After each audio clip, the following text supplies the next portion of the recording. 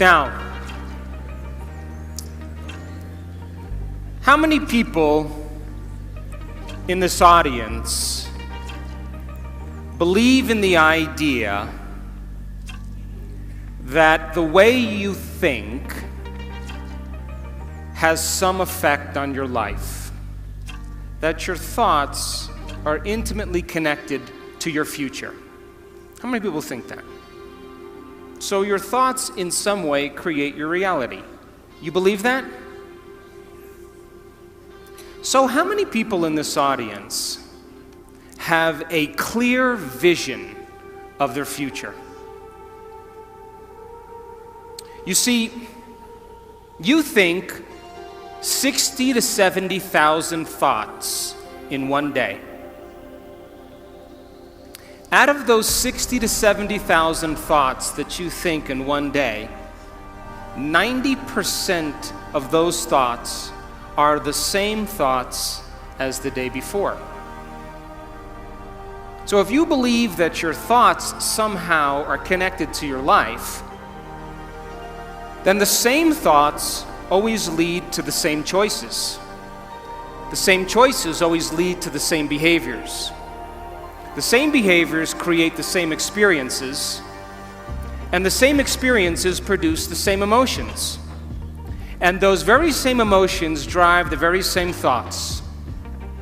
And your biology, your neurocircuitry, your neurochemistry, your neurohormones, and even your genetic expression is equal to how you think, how you act, and how you feel.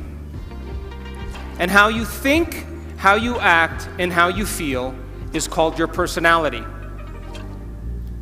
And your personality creates your personal reality. That's it. So then, if you wanted to create a new personal reality, a new life, then you would have to start thinking about what you've been thinking about and change it. You would have to become aware of your unconscious thoughts and observe them. You would have to pay attention to your automatic habits and behaviors and modify them. And you would have to look at the emotions you live by every single day that are connected to your past and decide if those emotions belong in your future. You see, most people try to create a new personal reality as the same personality, and it doesn't work. You literally have to become someone else. So your brain is organized to reflect everything you know in your life. Your brain is a record of the past. It's an artifact of all the things you've learned and experienced to this moment.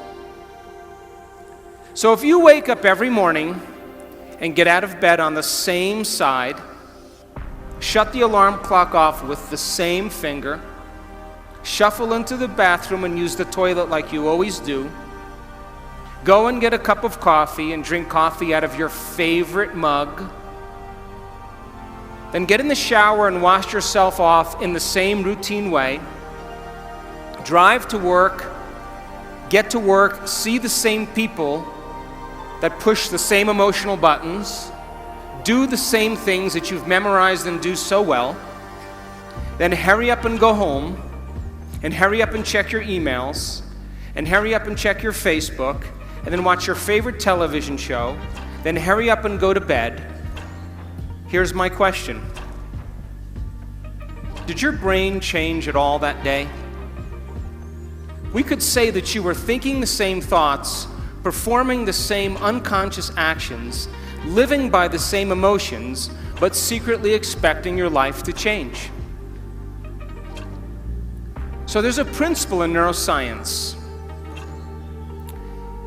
And the principle says, nerve cells that fire together wire together.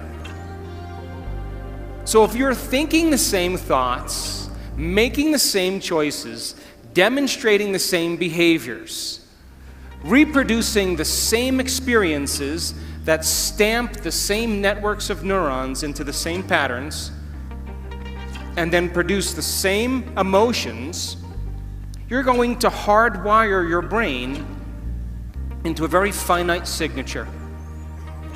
Because as you fire and wire the same circuits in the same way, those circuits begin to become more connected. And by the time you're 35 years old, this is science now, we become a set of memorized behaviors, unconscious habits, automatic emotional reactions, beliefs and perceptions, and even attitudes that function just like a computer program. And if you do something over and over and over again, the repetition of those actions over time conditions your body to know how to do it better than your mind. And a habit is when your body knows better than your mind, where you've done something so many times that the body now knows how to do it better than the brain. And so 95% of most people's behaviors, attitudes, thoughts, beliefs, emotional reactions are subconscious programs. So why is that important?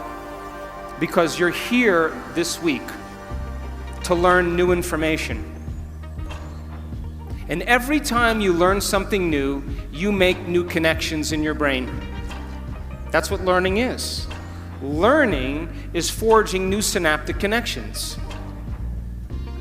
Physical evidence as a result of your interaction in the environment and the footprints of consciousness is called learning, making new connections. And the Nobel Prize laureate Kandel in the year 2000 found that when people learned one bit of information, they doubled the number of connections in their brain from 1,300 connections to 2,600 connections. But if they didn't review that information, if they couldn't repeat it, if they couldn't remember it, those circuits pruned apart in hours or days. So if learning is making new synaptic connections, then remembering is maintaining and sustaining those connections. And you are here this week to learn vital information about creating a future and be defined by a vision of the future instead of the memories of the past. Because if you are not defined by some vision that is bigger than you, and you are not passionate about that vision, then you're left with the old hardware of the past in your brain, and you will be predictable in your life. So would you agree then? New thoughts, new information should lead to new choices. New choices should lead to new behaviors. And new behaviors should create new experiences. And new experiences should produce new emotions. And those new emotions should drive new thoughts. And that's called evolution. So if your brain is a record of the past, and you don't have a vision of the future, then you are living in the past. And you will never arrive at that new future. How many people understand what I'm talking about? So now, feelings and emotions are the end product of past experiences. And you can remember experiences better because you can remember how they feel. And when you're in the midst of an experience, all of your senses plug you into the environment. And as you're gathering all of this vital data from your external world, all that information rushes back to your brain, and it causes jungles of neurons to organize themselves into networks. The moment those neurons string into place, the brain makes a chemical, and that chemical is called a feeling or an emotion. And once you feel that emotion, you create a long-term memory. Now reason this with me. If feelings and emotions are the end product of past experiences, and you are feeling the same way every single day, Doesn't that mean nothing new is happening in your life? And if those feelings and emotions drive certain thoughts, and you can't think greater than how you feel, because you had events in your life that have branded you emotionally, and you feel sadness or guilt or shame or unworthiness or insecurity, all of those emotions are created from past experiences. And when you feel those emotions, and those emotions drive certain thoughts, and then those thoughts make certain chemicals for you to feel the same emotion, and then those emotions drive certain thoughts, the repetition of that cycle then conditions the body to memorize that emotional state better than the mind. And now your body literally is in the past. Because if you can't think greater than how you feel, then you are thinking in the past. And so most people then spend the majority of their life talking about why they never arrive at their vision of the future because of some past experience. And so if feelings and emotions are the end product of past experiences, you remember your first kiss, you remember your wedding, you remember the birth of your children, you remember catching a fish off the coast of Manzanillo with your 3 best friends, because you caught the fish and it was a new experience and you felt great. And then you went to the casita and you cooked the mahi-mahi and you drank Sauvignon Blanc and the wind was blowing off the sea and the sun was setting and you made a long-term memory. But you also have memories that are connected to trauma and crisis, to disappointments. And those are the memories that people remember more than anything else. And so if you haven't overcome some emotion that keeps you anchored to the past, then you tell a story about the past. And people say, I am this way because of this experience that happened to me 15 years ago. I am this way because of some event that happened 30 years ago. And from a biological perspective, it means I haven't been able to change in the last 15 or 30 years. And Scientific American, a prestigious magazine, says that 50% of what you talk about in your past isn't even the truth. You make it up. Because you don't have the same brain that you did 15 years ago or 30 years ago. So then your brain and body are typically in the past, because thoughts are the language of the brain and feelings are the language of the body. And how you think and how you feel creates your state of being. So if you think insecure thoughts, in a matter of seconds, you are going to feel insecure.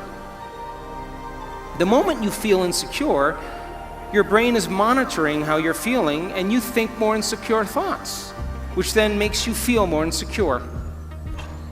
And the repetition of that cycle conditions the body to become the mind of insecurity. And then the person says, I am insecure. And whenever you say, I am anything, you are commanding your mind and body into a destiny. So then how do people change? They wait for crisis, trauma, disease, diagnosis, loss. Something has to go wrong in their life where they feel so uncomfortable that they finally make up their mind to change. And why is that? Because after the trauma or the crisis, they don't feel like of themselves. And the moment they don't feel like themselves, they could actually observe themselves, because they're looking at themselves through the eyes of someone else. But my message is, why wait? You can learn and change in a state of pain and suffering, or you can learn and change in a state of joy and inspiration.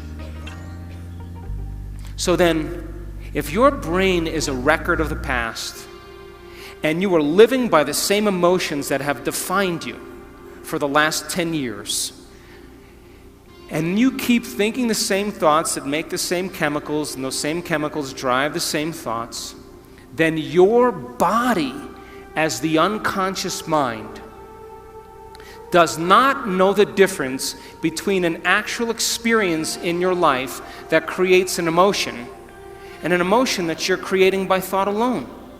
And so your body is believing it's in the same past experience 24 hours a day, 7 days a week, 365 days a year. And your body is programmed into the past. And you can't create a new future holding on to the emotions of the past. How many people understand what I'm talking about? So then, when you react to someone or something in your life, you have a choice. That when an event changes how you feel, there's a chemical change that's taking place in your body. And most people don't think they can control their emotional reactions. And so then when you react to some coworker or some relative or somebody in traffic, the moment you react emotionally, you are altered chemically. And if you don't know how to control your emotional reaction after that event, and you allow those emotions to linger for hours or days, you know what that's called? That's called a mood. Hey, Juanito, what's wrong with you? Oh, I'm in a mood. Really? Why are you in a mood? Well, this thing happened to me 4 days ago, and I'm having one long emotional reaction. And if you keep that same refractory period going on for weeks or months, that's called a temperament. Hey, why is she so angry? I don't know. Why are you so angry? Why are you so bitter? Why are you so enchilada?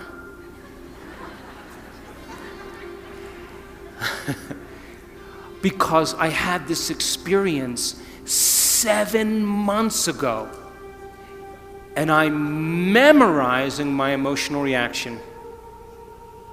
And if you keep that same refractory period going on for years on end, that's called a personality trait. And people wear their emotions on their sleeve, and that's who they think they are.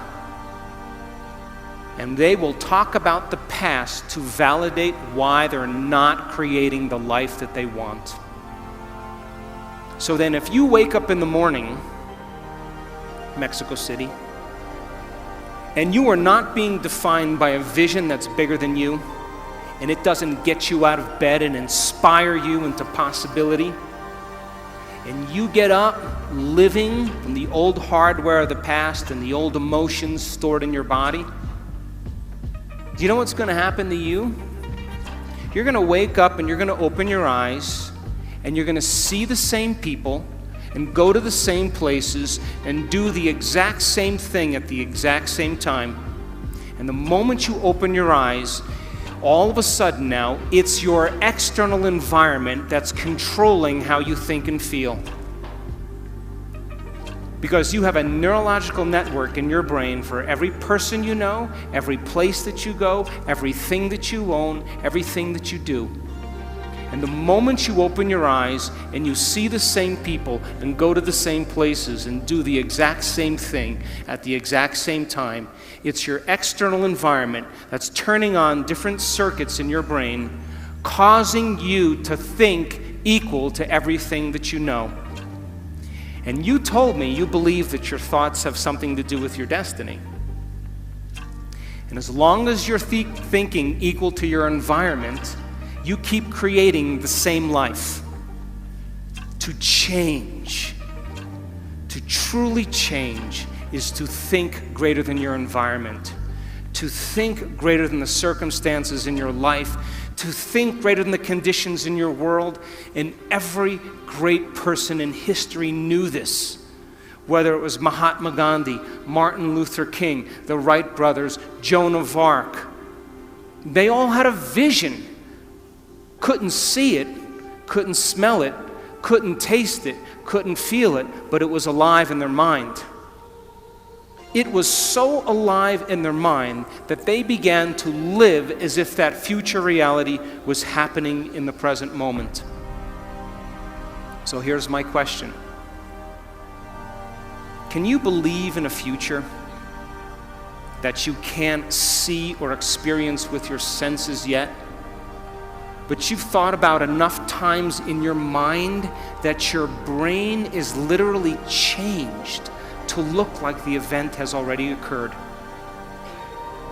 The latest research in neuroscience says you can change your brain from living in the past to living in the future. And can you fall in love with that vision to such a degree that you come out of your resting state and change guilt or suffering into inspiration and joy and gratitude? To such a degree that your body, as the unconscious mind, does not know the difference between that external event and what you're creating internally, so that your body believes it's living in that future in the present moment, and you begin to signal new genes in new ways to change your body to look like the event has already occurred. The latest research in epigenetics says you can change your body by thought alone. Now reason this with me. If there's physical evidence in your brain and body to look like the event has already occurred, your brain and body are no longer living in the past, they're living in the future.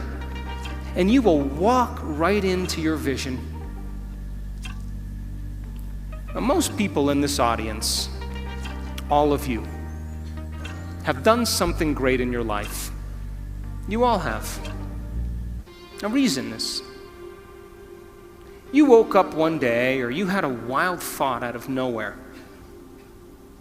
And that thought was a possibility in the future. Something new you wanted to experience. And the moment you started thinking about this experience, the moment you started contemplating this potential reality, you turned on a part of your brain called the frontal lobe, the crowning achievement of the human being. It's 40% of your entire brain. It is the creative center. And it has connections to all other parts of the brain. And the moment you said, what would it be like to be a leader? What would it be like to be successful? What would it be like to have this vision come true? The moment you asked that open-ended question, you turned on this part of the brain. Because the rest of the brain is just a bunch of automatic programs. And now the frontal lobe, the creative center, wakes up, and it has connections to the entire brain. It's the CEO, it's the boss, it's the symphony leader of the brain. And the moment you get creative, the frontal lobe begins to select different networks of neurons that are stored in your brain from things you've learned or experienced. And as you begin to think a what-if question, it begins to select these different networks and begins to seamlessly piece them together, and making your brain fire in new sequences and in new patterns and new combinations. And whenever you make your brain work differently, you're changing your mind. Because mind is the brain in action. Mind is the brain at work. And the moment those neurons fire in tandem, you get a picture in your mind, a hologram, a vision, an abstraction.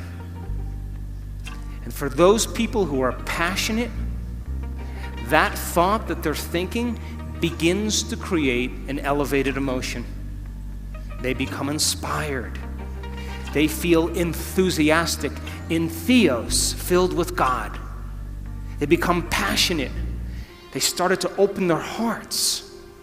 And all of a sudden, they're combining a clear intention with an elevated emotion. And it's the combination of a clear intention and an elevated emotion in our research over and over again that proves then the person now is changing fundamentally, changing biologically, changing internally.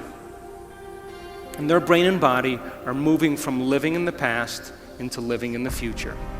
How many people are still with me? Yes? So then think about this. When you do that, when you had that moment, you came out of your resting state, and then you started to write down all the things you were going to do to get to that vision, all the choices you were going to make, all of the experiences or goals you wanted to achieve, and all of the emotions and the joy you would feel. And when you were doing that, you were setting your sights towards that destiny. And then you did something really brilliant. You wrote down the choices you weren't going to make. You became aware of the behaviors you weren't going to demonstrate. You began to review certain experiences you wanted to stay away from. And then you looked at the emotions that would bring you to a lower level. And you began to separate the old self from the new self. And when you begin to do that, and you're observing the old self, it means you're no longer the program. Now you're the consciousness observing the program. And that's when you begin to objectify your subjective self. Now reason this. Let's say you've had some pretty rough experiences in your past. And those experiences cause you to feel sad and unworthy and guilty and judgmental. And you've gotten so used to feeling guilty and unworthy and judgmental that that's just feels normal to you. And then because you feel kind of victimized, then you blame people and you complain and you make excuses and you feel sorry for yourself, and that's your personality. And all of a sudden you say, today, I'm not going to do that any longer, because that's the old self. And then you start off your day and it goes really well for about 2 hours. And then all of a sudden, the moment you realize that you're no longer making the same choices as the day before, you are going to feel uncomfortable. It's going to feel unfamiliar. It's going to be uncertain. There's going to be some unpredictability. And we now know that people would rather hold on to their guilt and unworthiness than to step into the unknown, because at least they can feel something. And so the moment you stop making the same choices that you always make, get ready, because it's going to be uncomfortable. And that's the moment you're heading towards the new self. And we call it stepping into the river of change. But now, remember, 95% of who you are is your body as the mind. You know, you've done something enough times that your body does it better than your brain. So you may actually complain unconsciously because your body does it all the time. And all of a sudden you say, no complaining, no more blaming, no more feeling sorry for myself, no more talking about other people. I'm going to stop. You know what happens, don't you? The body starts sending signals to the brain. The body's been conditioned that way. And all of a sudden, you start hearing the thoughts in your head that say, why don't you start tomorrow? Tomorrow's a better day. This is too hard for me. I can't change. Something's wrong with me. It's my mother's fault. It's my ex-husband's fault. It's my ex-wife's fault. I'm this way because of this event. Or the most important one, this doesn't feel right. And the moment you respond to that thought as if it's true, that thought leads to the same choice, which leads to the same behavior, that creates the same experience, that produces the same emotion, and the person says, this feels right. That feels familiar. Going from the old self to the new self, stepping into that void, stepping into that uncertainty, is the biological, the neurological, the chemical, the hormonal, genetic death of the old self. And people will say to us, well, in that unknown, I can't predict my life or my future. And we always say the same thing to them. The best way to predict your future is to create it, not from the known, but from the unknown. And when you and I get comfortable in the place of the unknown, that's where the magic happens. And it never happens in the known. So then, you are here this week as entrepreneurs. An entrepreneur, in the definition, if you read the definition of entrepreneur, there's one thing that's consistent in every definition, and that is individuals willing to take a risk, stepping into the unknown, being defined by a vision of the future instead of the memories of the past. So if you don't have your vision clear in your mind by the end of this week, all of this information is philosophy. It's theory. It's intellectual data that's stored in your thinking brain. But there'll be a certain percentage of people in this room that will apply this information, that will personalize it, that will demonstrate it. And those people who learn the information and store it in their brain and can repeat it, those people who start thinking about what they're going to do with it, as they begin to think about what they're going to do with it, they begin to install the neurological hardware in their brain, priming them to a new future. And when you take all of this information and you say, how am I going to apply it to my life? And you get your behaviors to match your intentions, you get your actions equal to your thoughts, you've listened to great leaders, you've gotten specific information about success, you understand what it is, what emotional intelligence is and how it is to change a culture, and you start applying it to your life, if you're able to do it, you are going to have a new experience. And that new experience is going to enrich the circuits in your brain, because that's what experience does, and then you're going to feel like a leader. You are going to feel successful. You are going to feel clear. And the moment you feel that feeling, now you are teaching your body chemically to understand what your mind has intellectually understood. We could say that knowledge is for the mind and experience is for the body. And in that moment, you are embodying leadership. You are embodying success. You are embodying clarity. Why? Because the emotion is the experience in chemical form.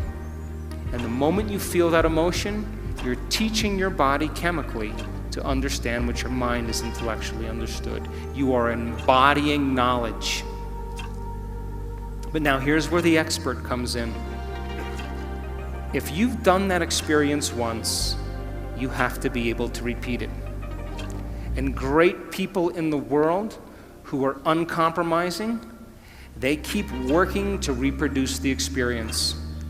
And if you can reproduce that experience over and over again, neurologically and chemically, you will condition your body to become the mind of it. Now it'll be innate in you. It'll be second nature. It'll be easy. It'll be familiar. It'll be common. It'll be automatic. You've done it so many times that it is now who you are. So our jobs then to go from philosopher to initiate to master, from mind to body to soul, from knowledge to experience to wisdom, and from thinking to doing to being. And you and I have all the biological and neurological machinery to do this. But some people will get all of this information and it'll be philosophical. They'll never apply it. Those people who actually apply it and have the experience once will think that that's defining them. But people who really embody and make it innate in them, the true leaders of the world, it becomes who they are. They don't have to think about leadership. They are leadership. They don't have to think about success. They are success. It's become who they are. And so I want to show you some slides now to piece this all together so you begin to understand exactly what I'm talking about.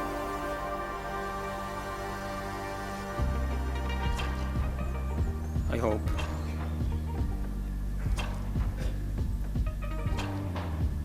Here we go. So our research, and we've worked with many companies in the United States and in Mexico and in Europe. We've worked with Sony Entertainment, we've worked with Cisco, we've worked with Coca-Cola, we've worked with Pepsi, we've worked with a lot of different companies around the world. And we know that if you give people information, wow, this is a weird clicker.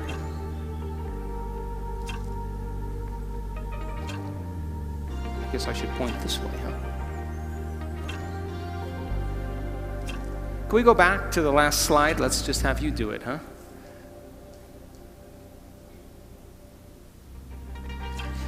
We know that if you give people... Is there no laser on this? Maybe my battery's dead.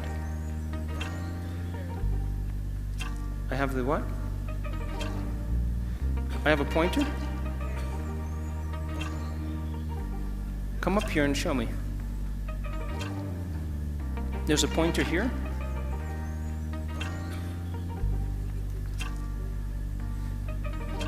Oh, this is where I have to point. Oh, I get it. If you give people sound information,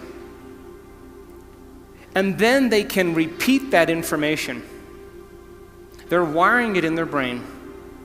They're creating a new model of understanding.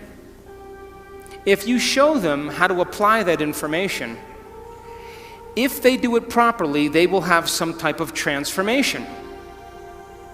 That transformation isn't something that causes people to feel bad or unworthy. It causes them to open their hearts. It causes them to feel joy, to feel gratitude. They feel differently.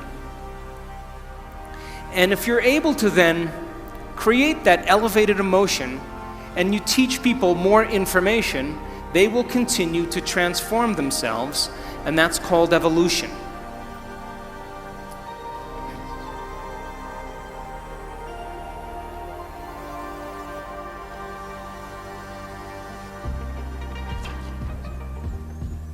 It's this one here. Oh. Is it there?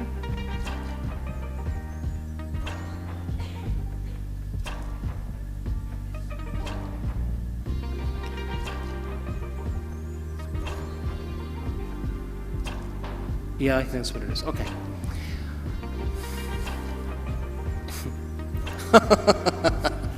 Oh, God. I'm pointing it at you. Oh, down there, way down there. Look, I'm pointing it down there. I'm hitting forward.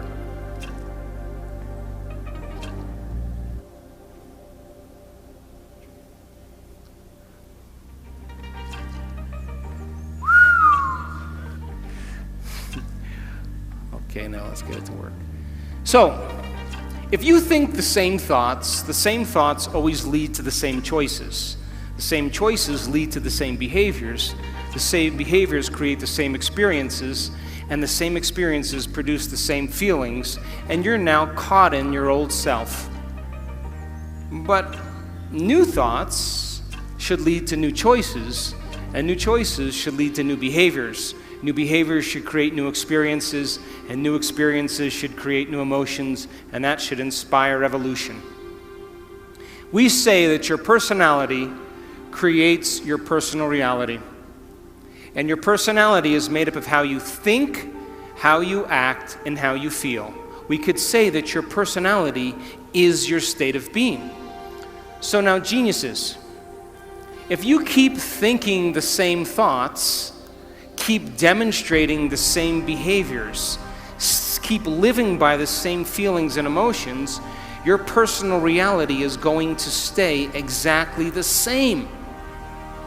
But if you have new thoughts that lead to new choices, that demonstrate new actions, that create new experiences, that cause you to feel differently, you will begin to walk into a new future. How many people understand this?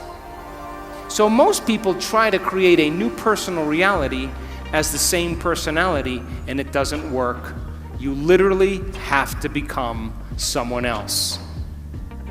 So, crossing the river of change, going from the old self to the new self, requires you stepping into the unknown. And if you are now in the unknown and you feel uncomfortable because you're leaving guilt behind, you leave unworthiness behind. You see, the biggest problem with most people is they want to create wealth, but they feel lack. They want a new life, but they feel unworthy. That's mind and body in opposition. And our research shows that you can teach people how to recondition their body to a new mind. And when that occurs, they begin to create very powerful things in their life. So now, let's talk about the neuroscience of culture, because there is a neuroscience to it.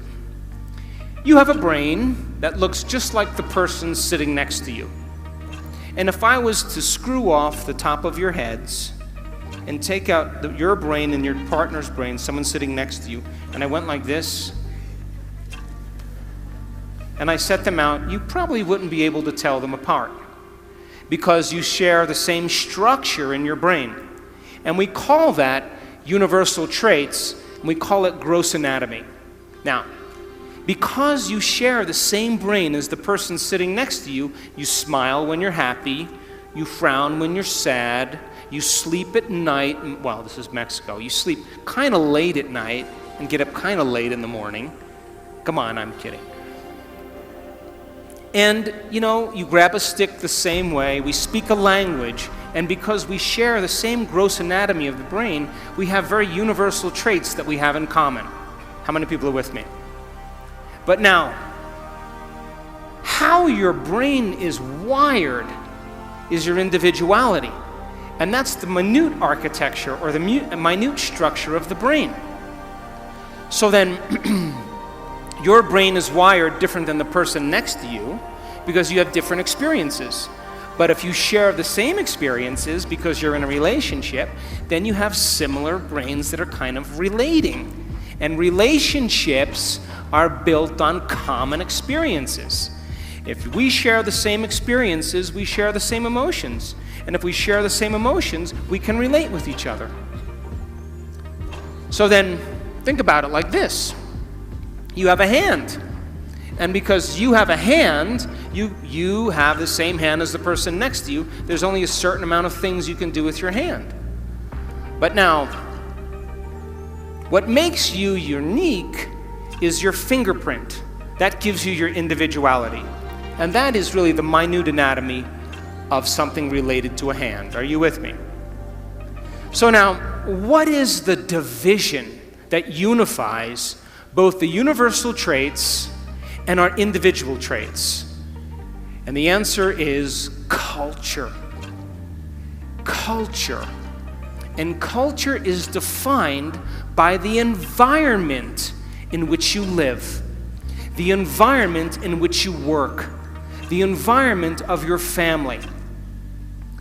An environment is made up of just a few things. Are you ready? People, objects, things, places, time, pets, and that's pretty much your environment. So then, the culture of Mexico City, if I keep asking, I'll get it, huh?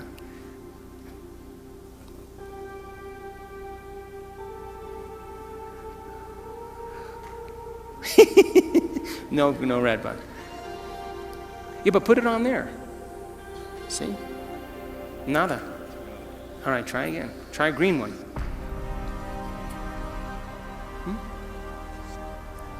Okay, we're doing good. So the culture of Mexico City is defined by the environment. You eat certain foods, you like certain music, you relate with one another because of the environment in which you live in. And that culture is created from the environment, which is different than the culture of Mongolia, because it's a different environment and they have different traditions, they have different customs, because they've had to survive in a different environment. And so what unifies individual traits and universal traits is called culture. Now think about this. Most cultures are defined by the customs they have, the traditions, the language, their survival skills, their habits, their attitudes, their beliefs, their history, their arts, their social structures that have unified them as an individual culture. Are you still with me? So the people you work with, the people you relate with, the people you interact with, you share a similar culture that bonds you both as an individual and as a species called human beings. And Mexicans are different than Australians because they live in a different environment and they have different traditions. You still with me? But we could say then that culture typically is defined by things that have worked in the past. So then, most cultures then have a choice. To create a new culture means then you have to define your culture as a vision of the future. But most people, their cultures are based on the past, present reality. What does that mean? We are in a changing world. And the world is changing faster than most people can keep up. And if you are going to stay defined by a memory of the past, you will not keep up with this culture because we are creating a global culture. So then, what defines the vision of the future to change a culture? And the answer is a very clear intention, a clear purpose combined with an elevated emotion. And when you combine a clear intention, like a vision of the future, along with an elevated emotion of inspiration and joy, you will create an empowered individual. But here's the problem. To the materialist who's waiting for their wealth to show up to feel abundant, they're in their past. The person who's waiting for the success to feel empowered is in their past.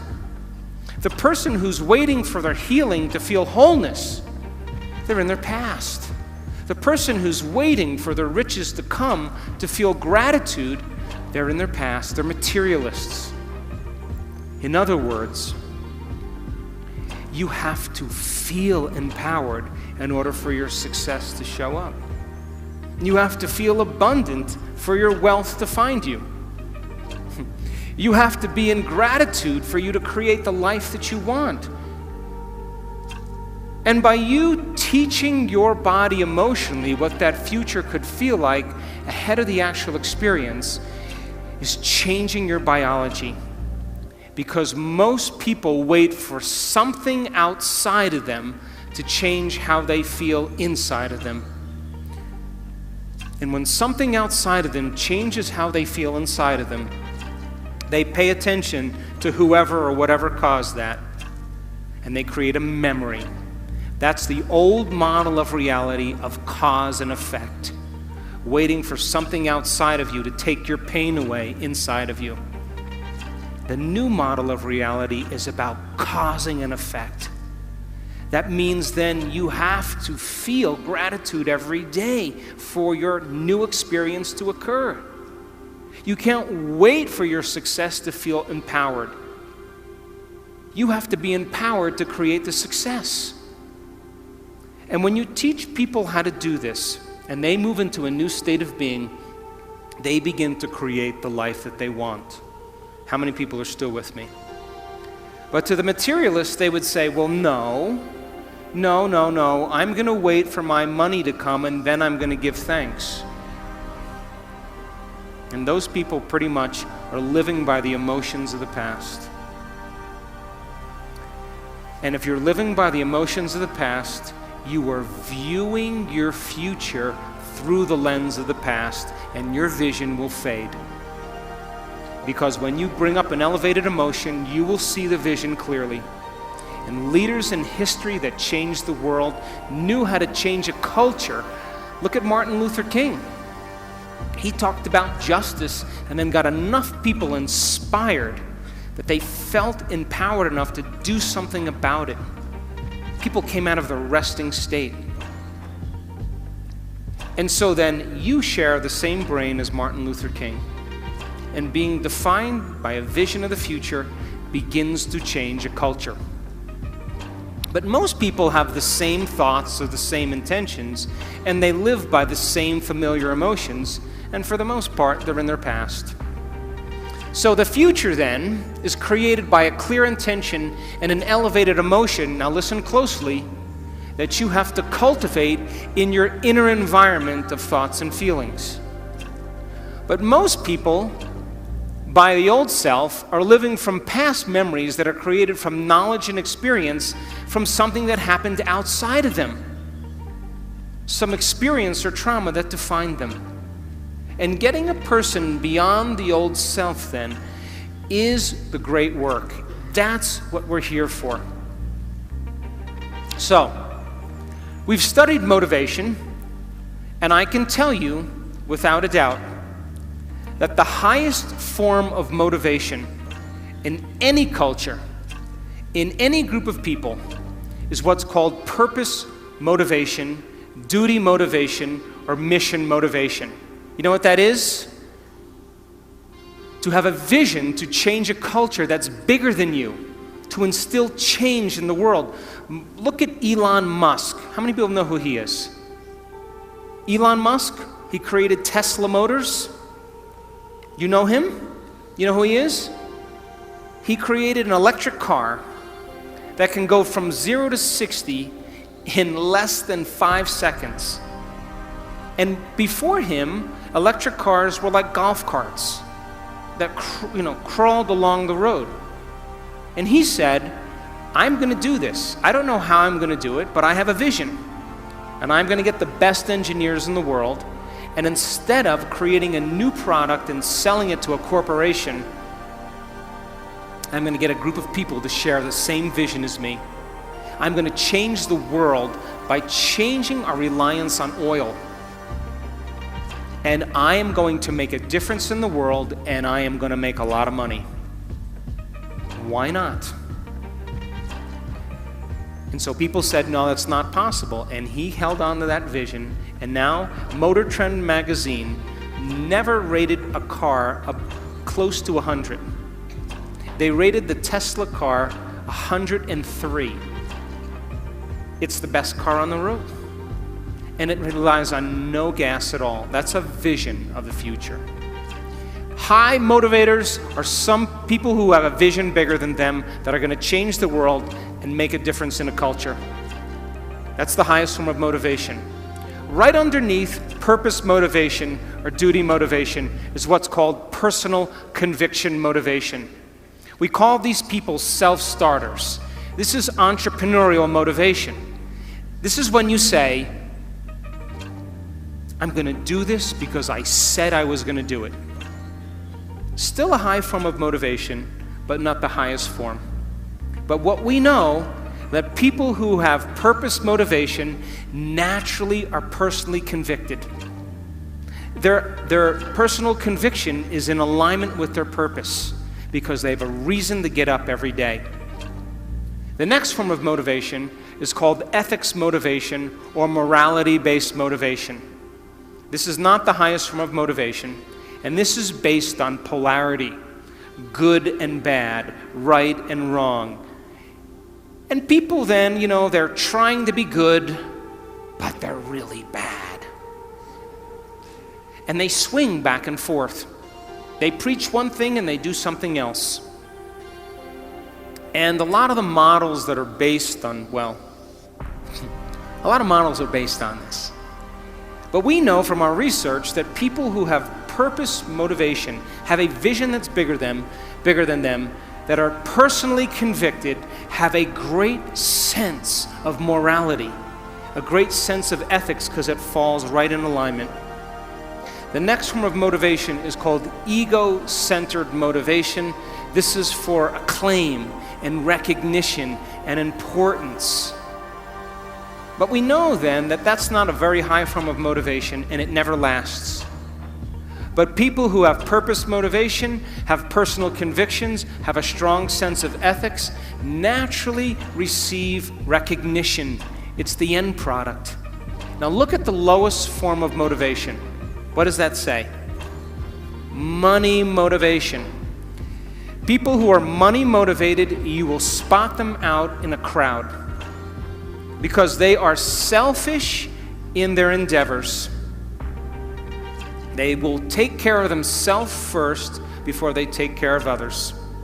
It's the lowest form of motivation, but our research shows if you have a vision that's bigger than you, that's to change something, where you contribute to the whole, you have strong personal conviction, a strong sense of ethics, already receiving recognition and don't even need it, the money always comes.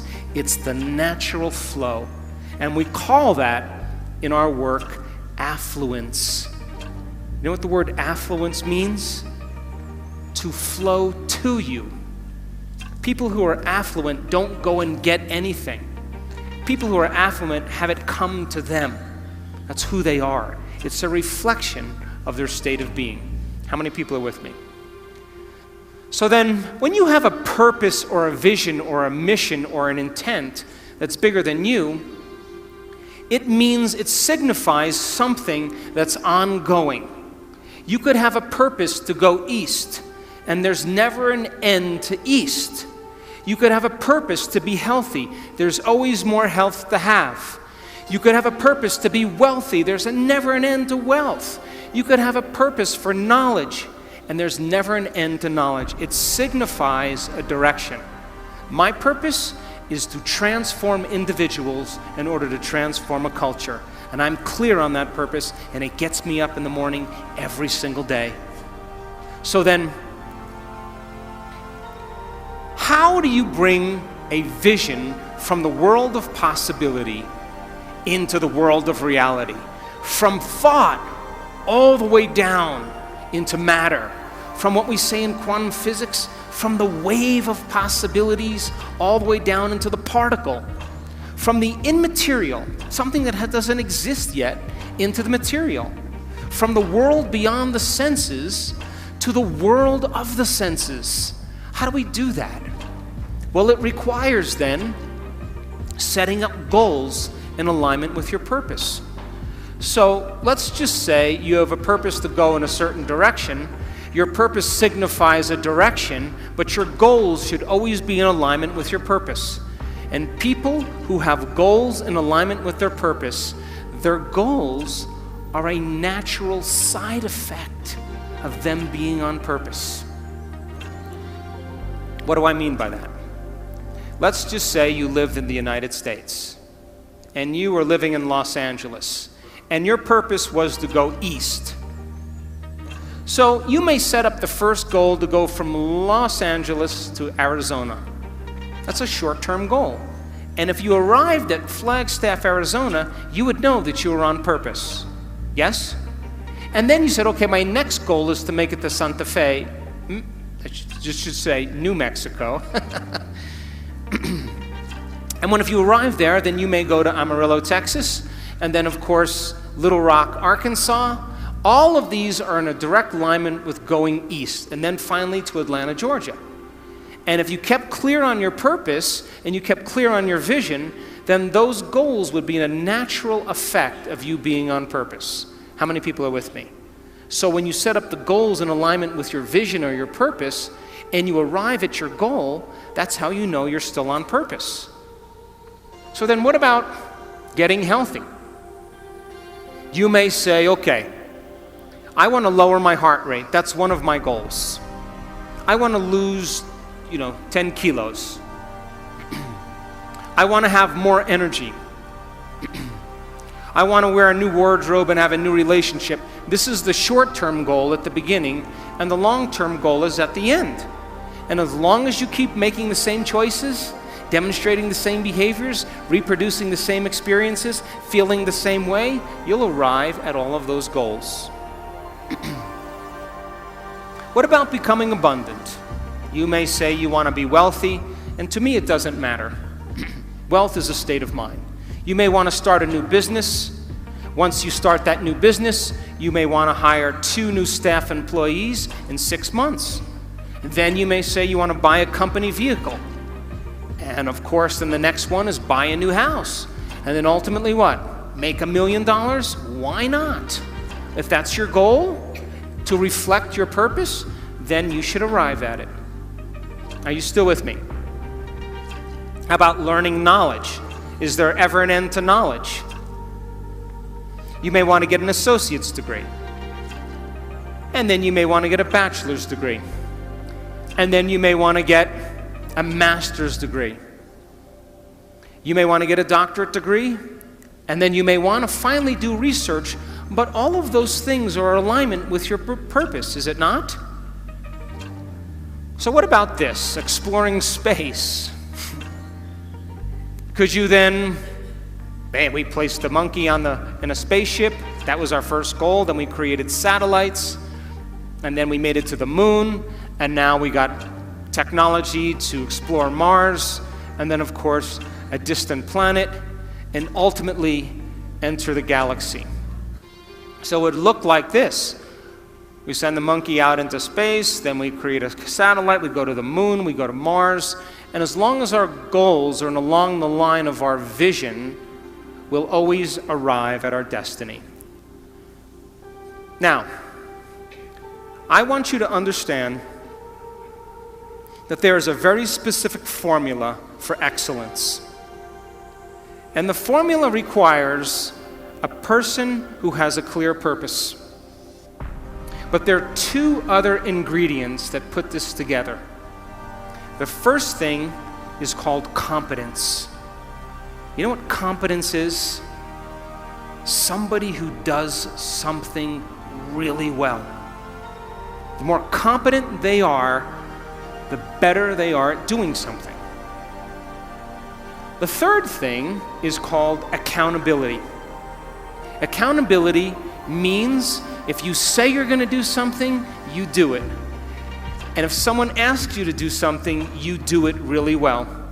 And if you combine a person who's on purpose with a high level of competence and accountability, you have excellence in an individual.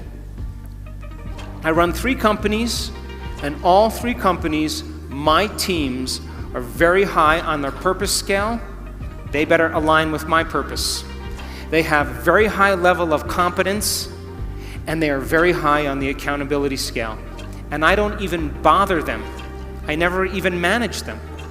Because if they're not competent, accountable, and on purpose, they're going to stand out with the rest of the culture, and other people are going to be doing their job, and they are not going to keep up. And I say to my staff, I run an Olympic level team. You have to be able to play at an Olympic level. If you can't be competent and accountable on purpose, there's nothing personal. We just have to cut you because we're moving at a fast pace. So now, if you look at what it takes now to maintain a healthy culture so that a group of people can work well together, it requires the same 3 things. A person who has a clear purpose, let's say your purpose was to change the world and my purpose was to change the world. And if you and I shared the same purpose, we would be heading in the same direction. Would you agree? And if we're headed in the same direction, that movement in the same direction begins to create what's called trust. That invisible thing called trust. And if you're competent and accountable in moving in that direction, and I'm competent and accountable and moving in the same direction, you have trust in a community. And one of the biggest problems in the United States, companies that want to become Fortune 100 companies, this is their problem. Nobody trusts anybody because they're too competitive, they're angry, they have no emotional intelligence, they don't know how to work together in teams, and because of that, they have no trust in the community and the culture can't sustain itself. Are you with me still? So now, why do we lose sight of our purpose? Why do we lose sight of our vision? Why do we make the wrong choices? Why do we say we're going to do something and all of a sudden we do something else? And the number one reason is called stress. And when you see a predator in your life, like a lion or a cougar, you turn on a primitive nervous system called the fight or flight nervous system. And the moment you turn on that fight or flight nervous system, you are going to mobilize enormous amounts of energy to prepare yourself for some threat in your external environment. Now, Mexico, this is pretty adaptive. If you're being chased by a lion, you better have the energy. So when that happens, you're moved out of balance. Your pupils dilate, your salivary juices shut off, not a time to eat an enchilada. Your respiratory rate changes, your heart rate changes, and blood is sent to your extremities, and you're either going to run, fight, or hide. That's your three options. Run away, fight back, or freeze and hide. That's what people do. But what if it's not a lion? What if it's your mother-in-law? And you've had some tough experiences with your mother-in-law. Do you know that you'll react to your mother-in-law just like she was a lion? Now, what was once highly adaptive is now very maladaptive. Because as you see the coworker, as you respond to the news, as you make a judgment, as you get angry, you are turning on the same system as if you were being chased by a predator. And you are moving your brain and body out of balance. And the definition of stress is when your body moves out of balance. And all organisms in nature can tolerate short-term stress. The zebra gets chased by the lion. The zebra sees the lion, mobilizes all this energy, and now it escapes the lion.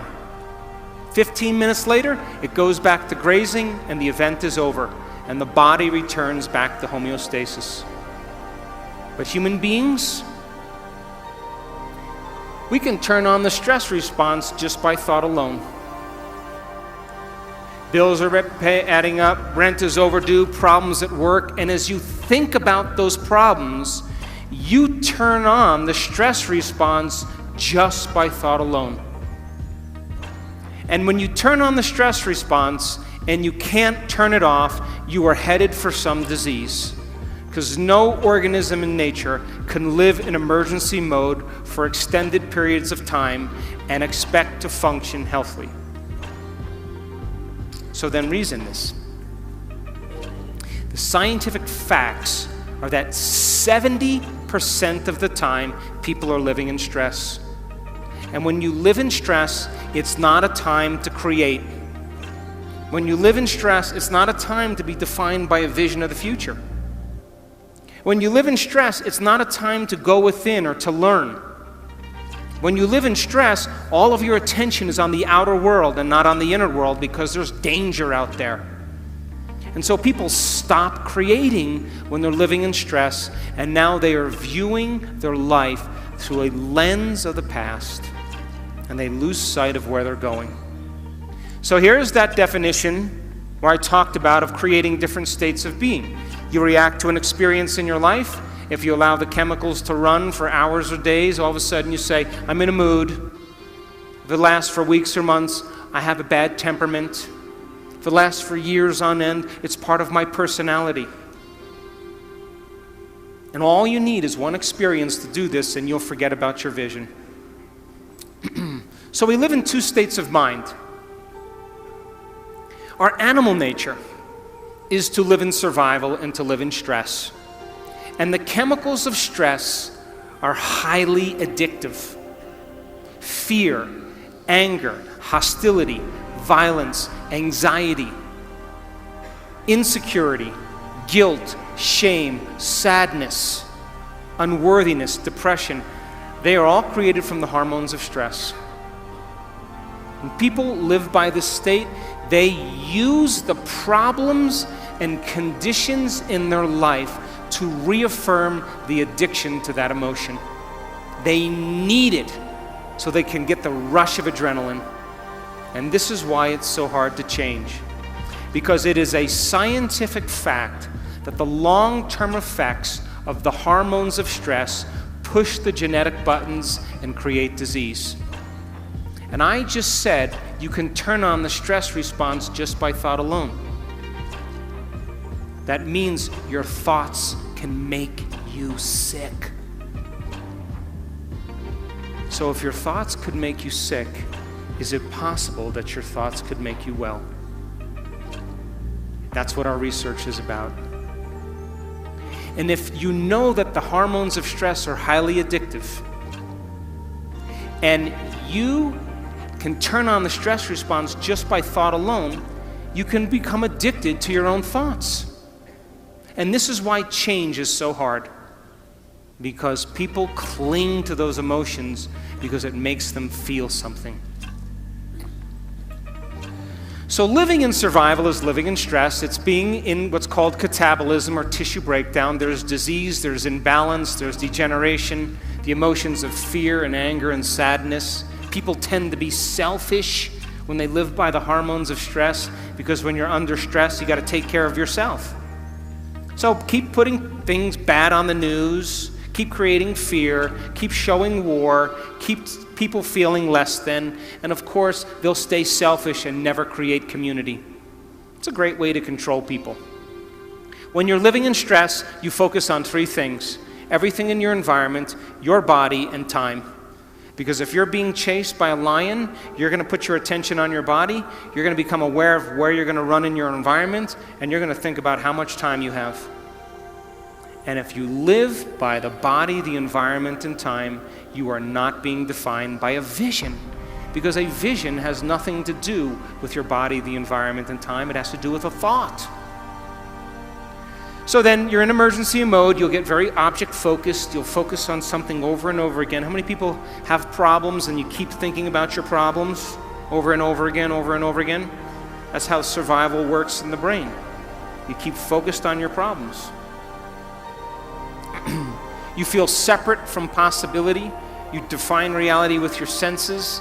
You're living by cause and effect.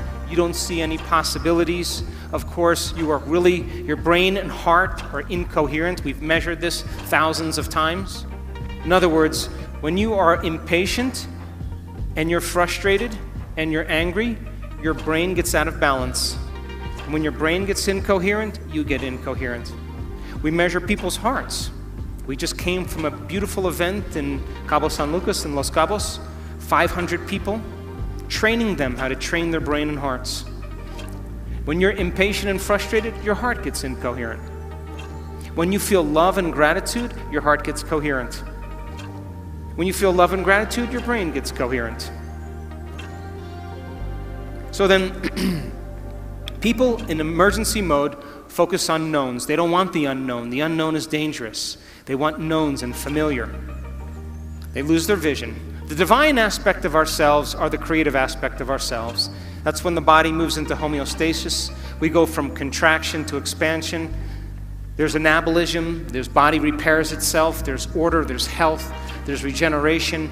The elevated emotions of love, joy, of trust, of knowingness, of gratitude, they begin to produce 1,300 new chemicals that begin to heal the immune system.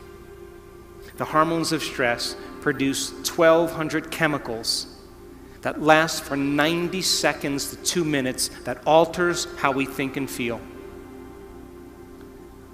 But isn't your definition of an addiction something you can't stop? So if I said, hey, I know you're really angry, but why don't you stop? If you can't stop your anger, then you're addicted. Valid or not, justified or not.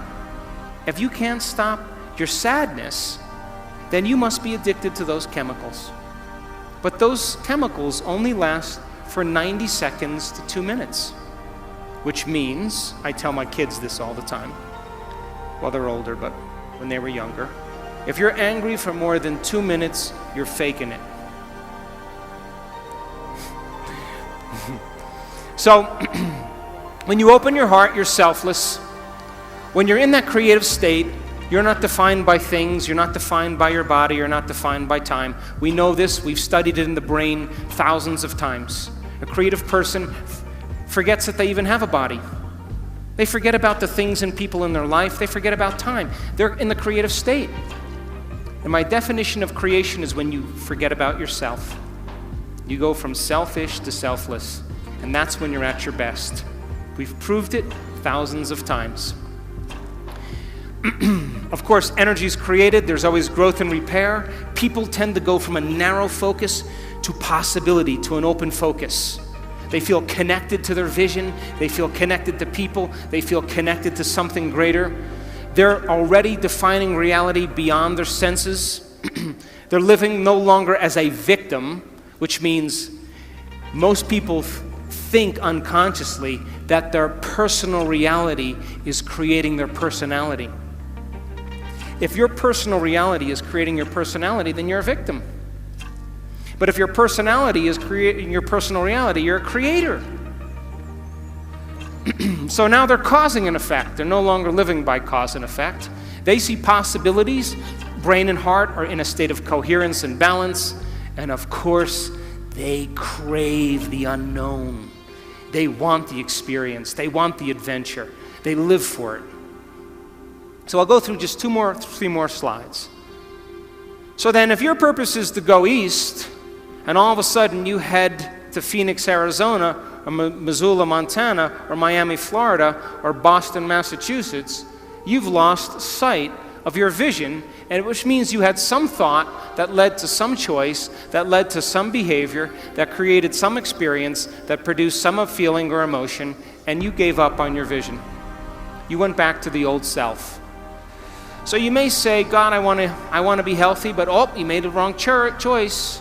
3 pieces of birthday cake, you miss a week of exercise, you stay up late and watch TV, you stop getting treated, and of course now, same thought leads to the same choice, which leads to the same behavior, which creates the same experience, that produces the same feeling, and then you say, oh gosh.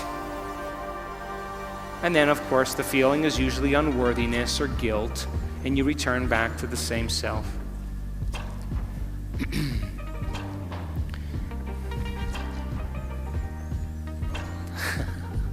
I want to show you one slide, okay? I want to show you what it looks like when you learn something new. You have 100 billion neurons in your brain. 100 billion neurons. The number of connections you have in one neuron is between 10,000 and 40,000 connections. If you took 100 billion sheets of paper and you stacked them on top of each other, it would be 5,000 miles high. That's the distance from Los Angeles to London. If you took a scoop of gray matter, the size of a grain of sand, you would have 100,000 neurons in it with over 1 billion connections. Now, I'll stop right after this slide. Learning is making new synaptic connections. Every time you learn something new, this is what's happening in your brain, geniuses. If you learned one bit of information today, your brain did this. Boom. That's learning. Physical evidence as a result of your interaction in the environment. Every time you learn something in your brain, there's a physical change that takes place, and learning is making new connections. Are you with me? This is how fast it happens, too. That's learning. If you learn anything this week, you've made a footprint. If learning is making new synaptic connections, then if you keep firing the same thoughts over and over again, you're going to wire them in your brain.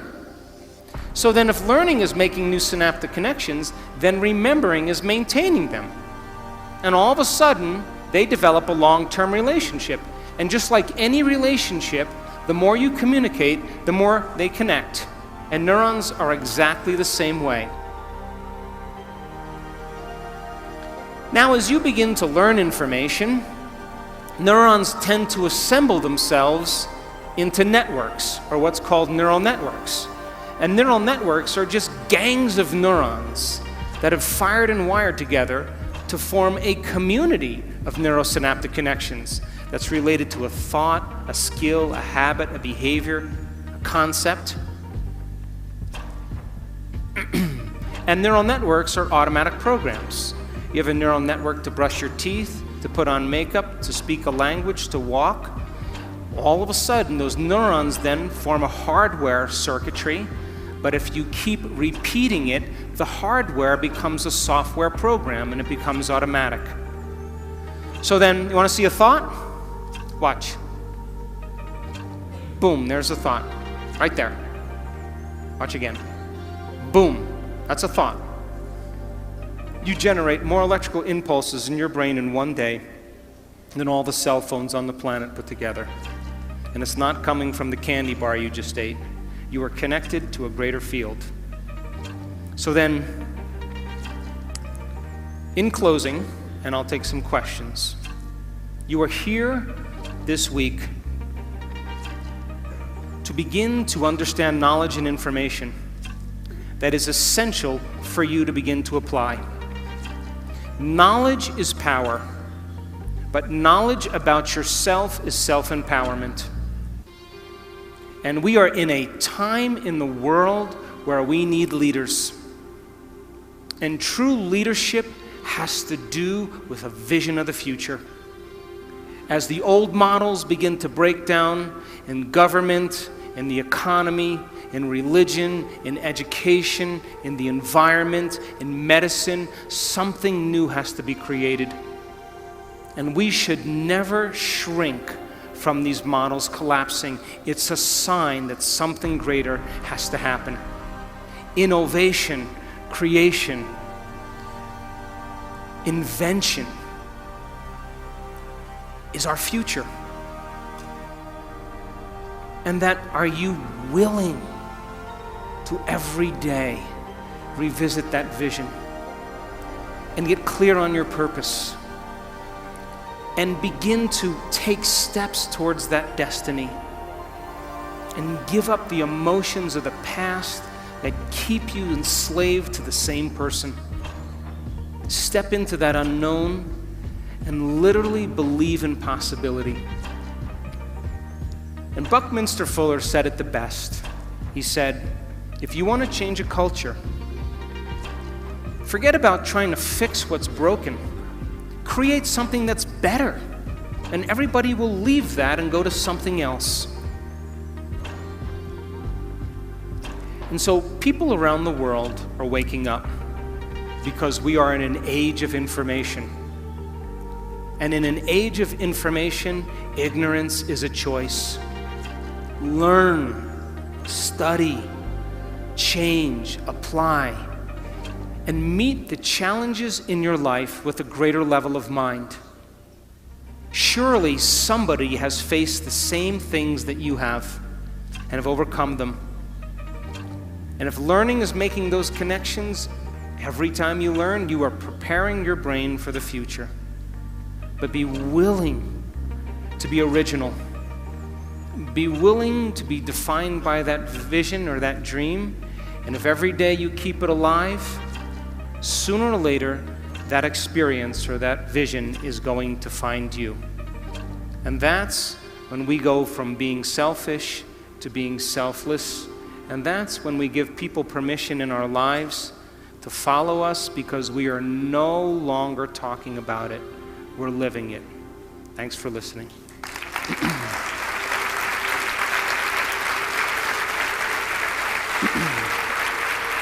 Thank you.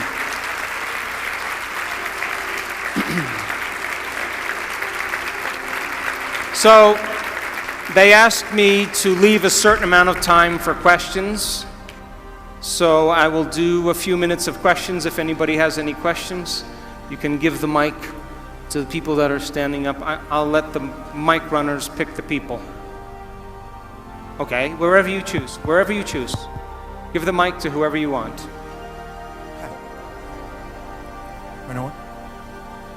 Hi. Yes.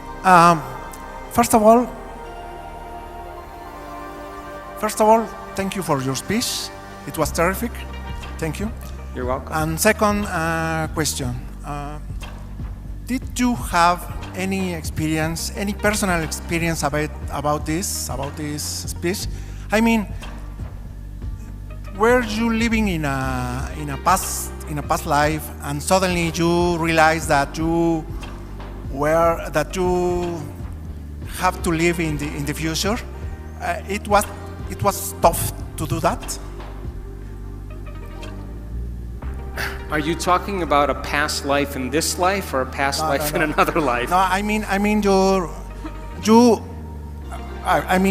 when you were a child, you are living in a past life, or I think you were angry, you were some kind of defects, and suddenly, and I can imagine, I can guess that before you do the picture, and you, what fuck do you know? Okay, I understand. I understand.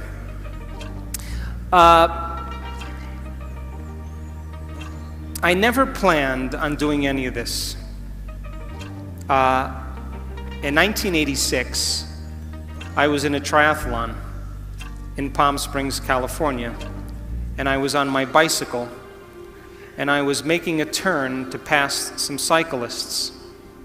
And as I made the turn to pass the cyclists, I got run over by a truck.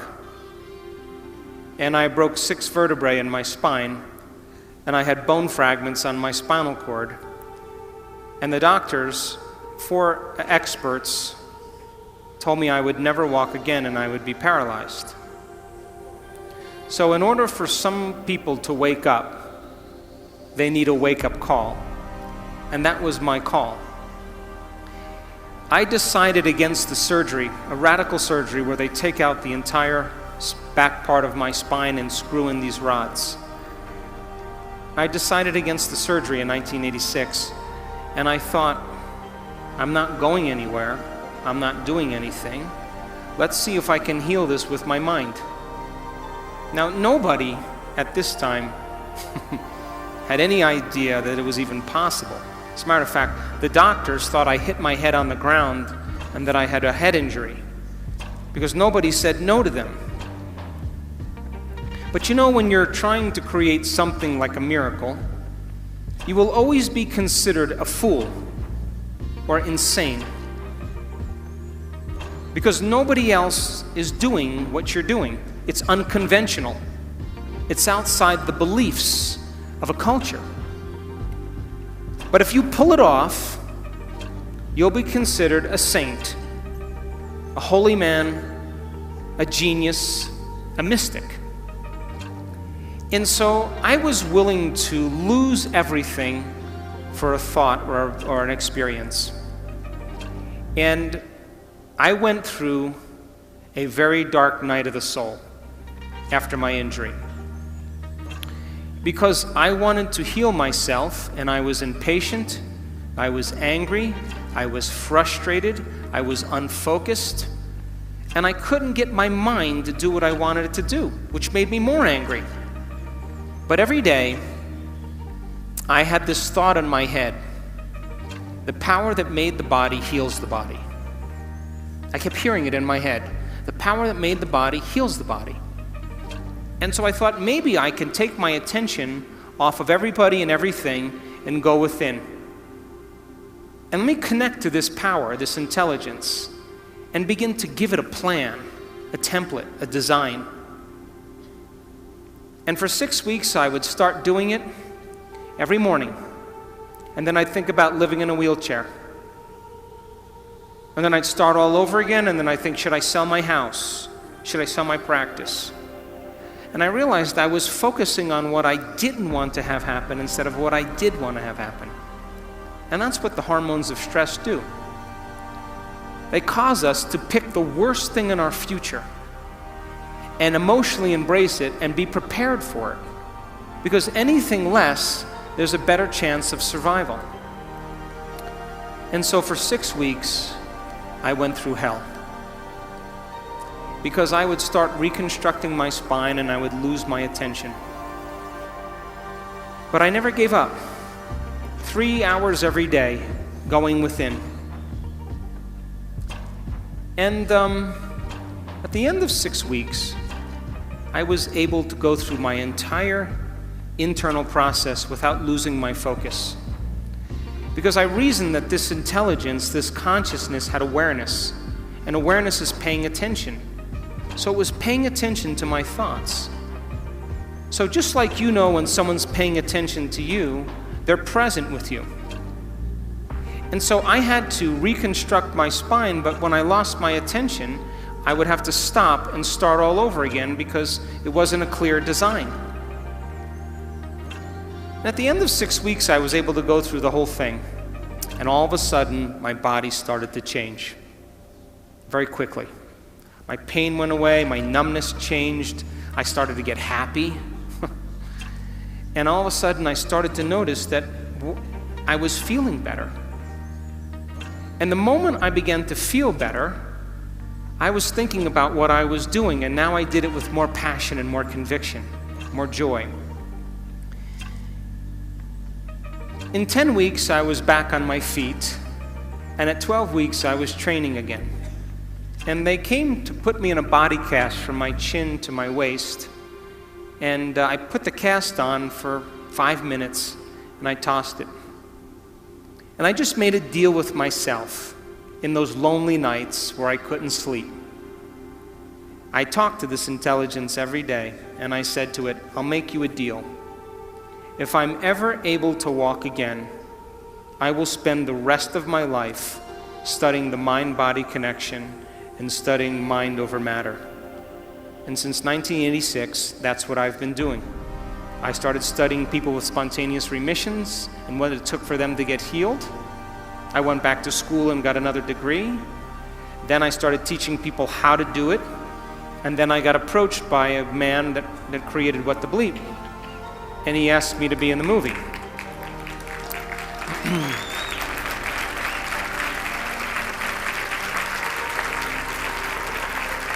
But there were 2 questions that people asked after What the Bleep.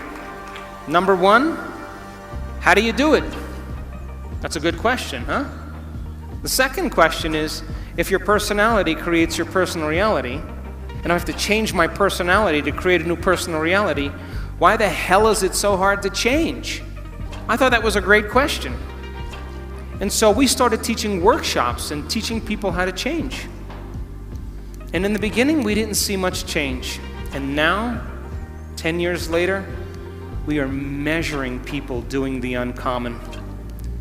We are measuring people doing the miraculous, of healing themselves of diseases, of creating better lives for themselves. I just came from Los Cabos, and the miraculous was happening at that event. Common people like you are doing the uncommon, and you don't have to be a Buddhist monk. You don't have to be a nun with 40 years of devotion. You don't have to be an academic. You don't have to be a scholar. It's time that common people are privileged enough to do the uncommon. And we've measured people and made scientific history in the last 3 years that you will never see in any neuroscience journal. And they were just people just like you. And now when people ask me, is change possible? I have no doubt in my mind. In my last book, I said, hey, how can you give somebody a sugar pill or a salt injection? And a certain percentage of those people will accept, believe, and surrender to the thought that they're getting the real substance.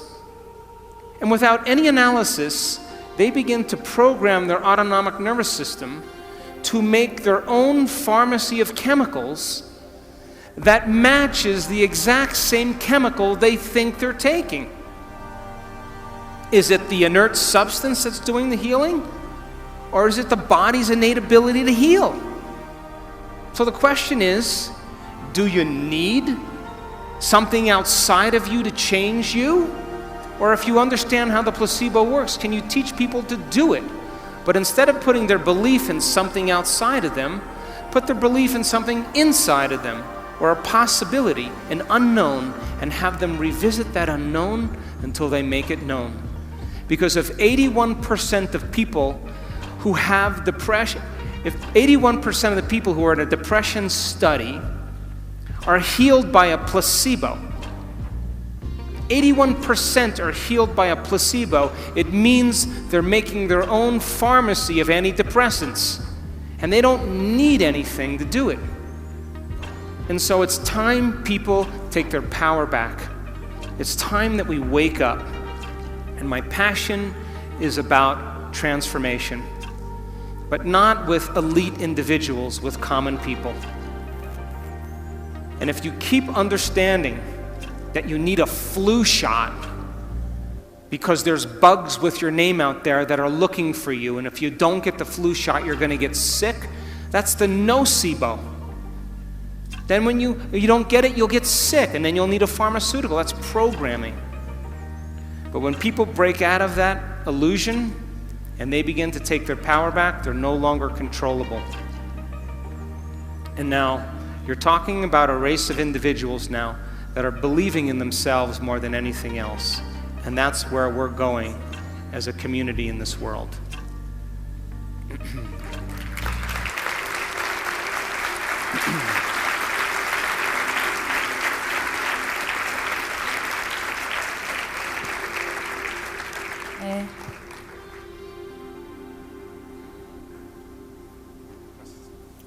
Hi, so a quick question. On our way to achieve our purpose, I am assuming that to make each goal a completement, planning might be a good tool. And if I am correct, do you have any advice on how to go about it? Sure. So the question was about planning. Do you know that if you woke up in the morning and instead of getting out of bed, what do most people do when they wake up in the morning now? What do? Admit it. You go to your cell phone and you go, oh my gosh, Monica's eating carbohydrates again. Oh, look, my boyfriend from high school Facebooked me. Ooh. Oh, look, there's a war in Syria. Everybody goes through their device to plug them in. But what if you woke up in the morning and you said this? What is the greatest expression of myself that I can present to the world today? What if you said, I'm going to be defined by this vision. Let me become conscious of those unconscious thoughts. Let's become so conscious of those unconscious thoughts that they'll never slip by my awareness. You know, I can't, it's too hard, nobody loves me, I'm bad. So old circuits from the past. What if you said, no more complaining, no more feeling sorry for myself, no more judging anybody, I'm gonna stop that. What if you said, I'm not gonna be guilty anymore, I'm done. I'm not gonna be unworthy. Those are the emotions, behaviors, and thoughts that are connected to the old self. The word meditation literally means to become familiar with. That's what it means. If you're becoming familiar with your unconscious thoughts and making them conscious, you're meditating. To know thyself. If you become aware of your automatic habits and you're so conscious of your unconscious behaviors that you never go unconscious again, you're changing. If you're familiar with your emotions and say, that's my past, those are chemicals from the past, let's leave them behind. And then you said, who do I want to be when I open my eyes? What thoughts do I want to think? What thoughts do I want to fire and wire in my brain? Let me plan my behaviors today. Do you know the very action of planning your behaviors in your mind, rehearsing what you're going to do? Do you know that mental rehearsal actually installs the circuits in your brain to look like the experience has already occurred? Now your brain is no longer living in the past, it's primed for the future. And if nerve cells that fire together wire together, you keep doing that, it's going to become familiar to you. And so then, here's the tough part.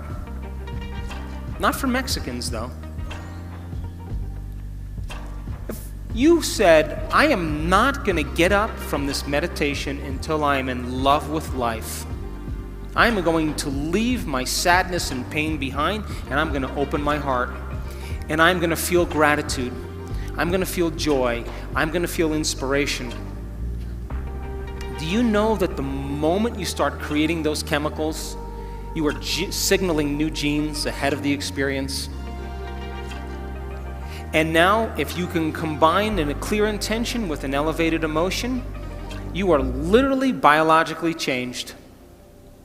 And if you can get up from your meditation feeling like somebody else, your job is to maintain that modified state of mind and body your entire day. Because if you keep cultivating that elevated emotion, it's going to become familiar to you. And if you're able to maintain that modified state of mind and body every single day, get ready. Because something unusual is going to happen in your life. It's the law. You are going to run into a new opportunity because you're in a new state of being. And that's what we teach people. To rehearse the future. And to take the brain out of the past and put it in the future. Take the body out of the past and put it in the future. But if you get up every single day feeling the same way, and you wake up and you go, oh my God, who's that? Oh, God. Wait, let me remember my problems. Ugh. You just return back to the old self. So the act of planning your behaviors, the research shows that as you begin to plan what you're going to do and how you're going to do it, you begin to change your brain to look like the event has already occurred. And you begin to prime your brain into the future and out of the past. And if you can create the emotion, you are more prone to get your behaviors to match your intentions, your actions equal to your thoughts, and your mind and body working together, and you will begin to arrive at a new destiny. We've seen it over and over and over again. Last question. One more? What time? Last question, okay? Buenas noches. ¿Dónde estás? Oh, hi. Okay. Es un honor el que yo pueda estar aquí. Yo vi su video hace unos meses de ¿Y tú qué sabes? Sí. Y Ready. creo que me estoy generando esto, el conocerlo. Yo quiero saber cómo puedo hacer un paso cuántico, cómo puedo hacer mi paso cuántico.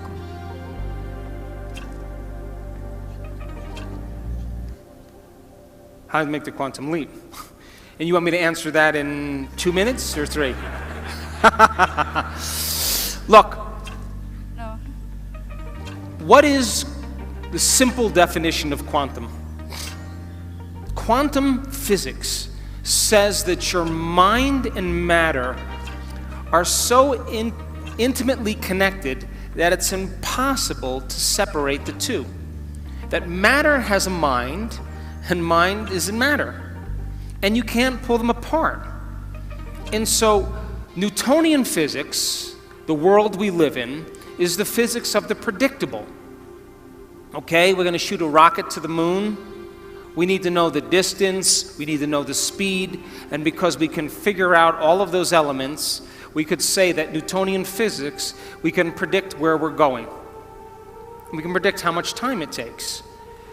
But the quantum model of reality is about the unpredictable. It's about this place of uncertainty.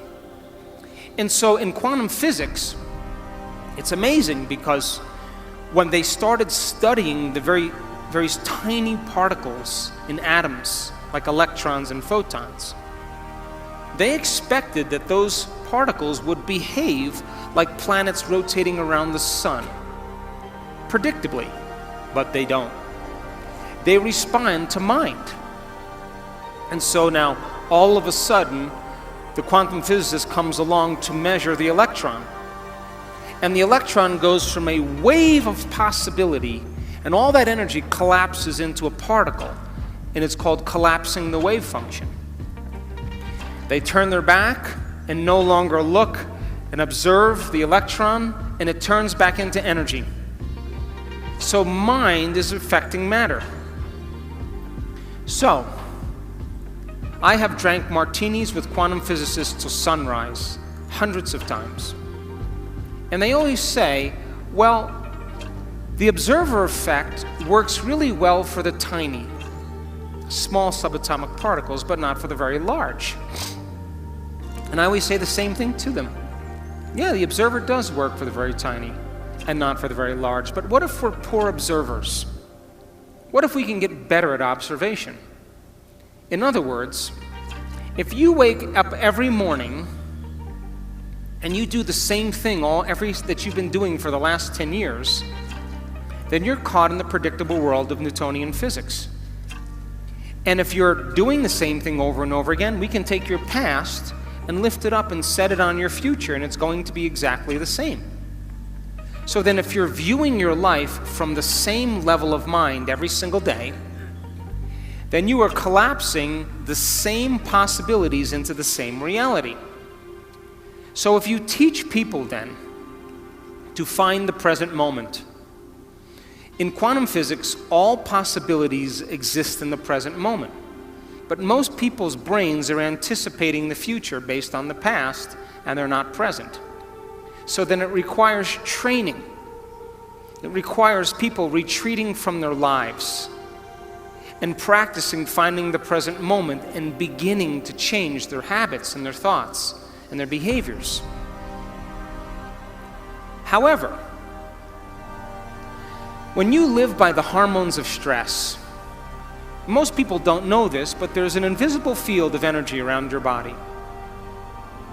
And when you react to someone or something, you draw from this invisible field and you turn it into chemistry.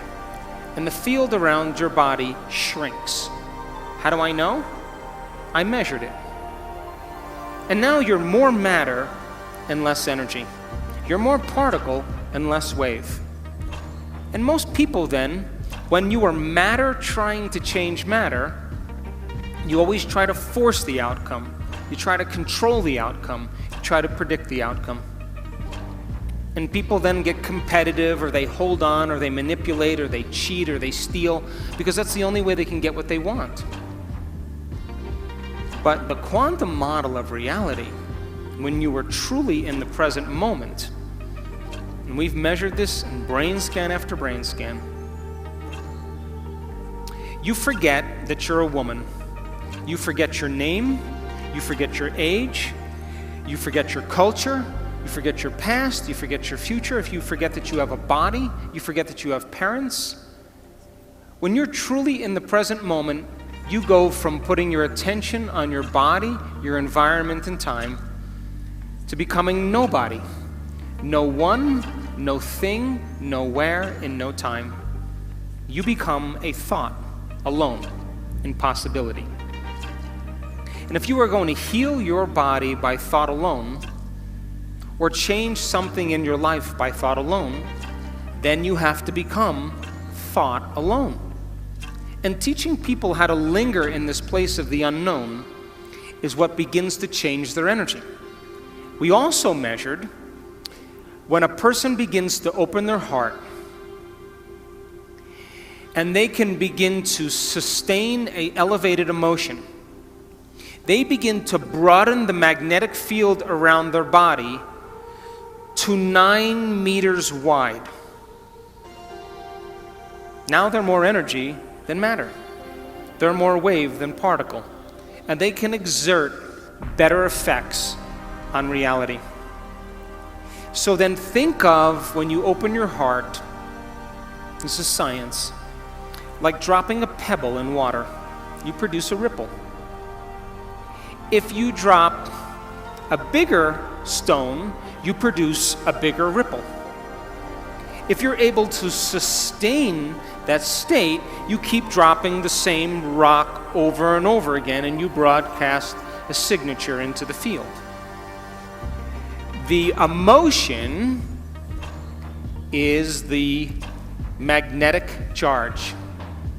Your intention, your thought, is the information that's carried on that wave.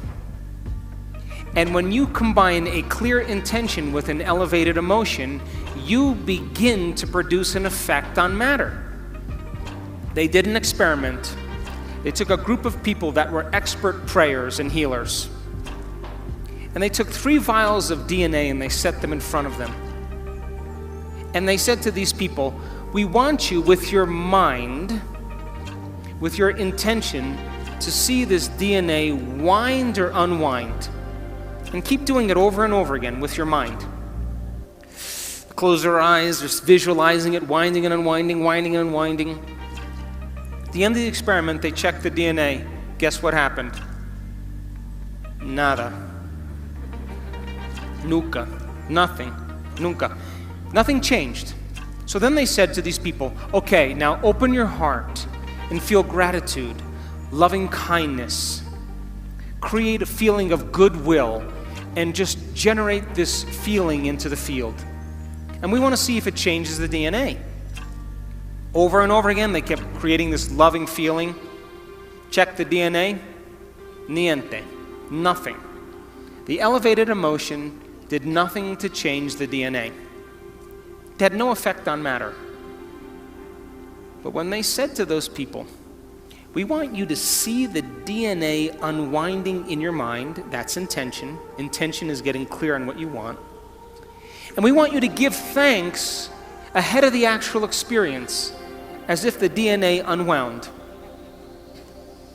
25% of the DNA unwound at a remote location. You see, the thoughts that you think are the electrical charge in the quantum field. The feelings that you emote are the magnetic charge in the quantum field. And how you think and how you feel broadcasts an electromagnetic signature that influences every single atom in your life. The thought sends the signal out, and the feeling draws the event back. So if you're walking around your life feeling sorry for yourself and feeling like a victim, you are broadcasting that signature into the field. And you will create more experiences to suffer, because we are not punished for our sins. We are punished by our sins. And sin is an attitude. And sin is how you think and how you feel. So then when you cause people to give up their guilt and their shame and their unworthiness and teach them how to open their heart and create coherent waves in their brain and in their heart, they are going to produce the miraculous. So to answer your question, it takes training, and it takes practice, and it takes learning new information and deprogramming ourselves into believing that we're limited. And I just came from Los Cabos with 500 people, and the miraculous was happening all around. Why? Because just like people believe that an infection can produce a disease amongst the community, I believe that wellness is as infectious as disease. And you get a group of people together that truly want to do this. We measure the energy of the room in every one of our events. And you know what? In Los Cabos, we made history. We had never gotten measurements like that ever. Because people, when they open their heart, they're adding to the field. They're producing an energy that people can begin to interact with. But if you're living by the hormones of stress and you have no energy, no field, then you can't produce an effect on matter. So then, life is about the management of energy. And where you place your attention is where you place your energy. And if your attention is on the knowns and in the predictable future, or your attention is on the familiar emotions of the past, you are siphoning energy out of the present moment, and you have no energy to create with. Getting people beyond their identity, getting people beyond their past, getting people beyond predicting their future, getting people beyond their faces or their wardrobes or their sports cars or their importance, getting beyond all those things is when they begin to make contact with the quantum field. You can't enter the quantum field as a somebody. You have to enter as a nobody. And when you're able to do this and practice it really well, you will begin to do what's innately your birthright, and that is to create an unknown or wonderful experience in your life. So it just takes practice in order to do it. And I'm happy to say that in the last event we just had, I just came from Los Cabos, amazing miracles and amazing stories and great people that were doing the amazing. So common people are doing the uncommon. Thanks for listening.